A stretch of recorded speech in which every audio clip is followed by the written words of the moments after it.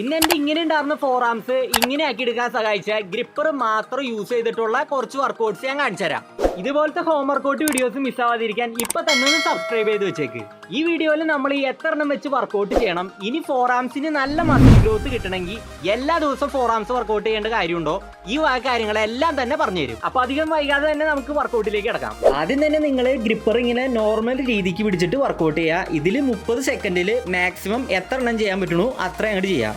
രണ്ടാമത്തേൽ കൈ ഇങ്ങനെ സപ്പോർട്ട് ചെയ്ത് വെച്ചിട്ട് റിസ്റ്റ് ഒന്ന് മടക്കി കൊടുത്തിട്ട് ഇങ്ങനെ വർക്കൗട്ട് ചെയ്യുക. ഇപ്പം നിങ്ങളുടെ കൈ പെട്ടെന്ന് ടൈറ്റ് ആവുകയാണെങ്കിൽ ജസ്റ്റ് ഒന്ന് കുടഞ്ഞു കൊടുത്തിട്ട് പെട്ടെന്ന് തന്നെ വർക്കൗട്ട് സ്റ്റാർട്ട് ചെയ്യുക.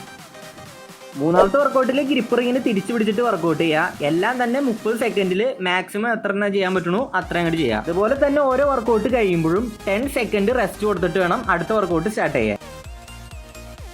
നാലാമത്തെ വർക്കൗട്ടിൽ ഗ്രിപ്പർ ഇങ്ങനെ പ്രസ് ചെയ്ത് പിടിച്ചിട്ട് കൈ ഇങ്ങനെ തിരിച്ചു കൊടുക്കുക. അപ്പം നിങ്ങൾക്ക് തന്നെ കാണാൻ പറ്റും എൻ്റെ കയ്യിലെ വെയിൻസ് ഒക്കെ തന്നെ നന്നായിട്ട് തെളിഞ്ഞു വന്നിട്ടുണ്ട്.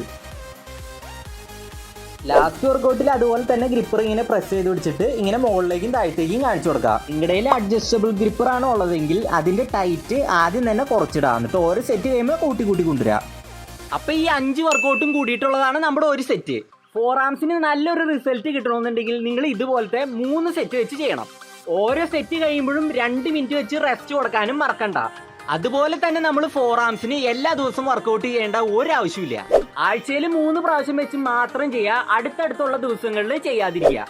നിങ്ങൾ വേറെയും വർക്കൗട്ട്സ് ചെയ്യുന്നുണ്ടെങ്കിൽ അവസാനമായിട്ട് മാത്രം ഫോർ ആംസിന്റെ വർക്കൗട്ട് ചെയ്താൽ മതി. കാരണം ആദ്യം തന്നെ ഫോർ ആംസ് ചെയ്ത് കഴിഞ്ഞാൽ പെട്ടെന്ന് ടൈറ്റ് ആവും, പിന്നെ ബാക്കിത്തെ വർക്കൗട്ട് ചെയ്യാൻ പറ്റിയെന്ന് വരില്ല.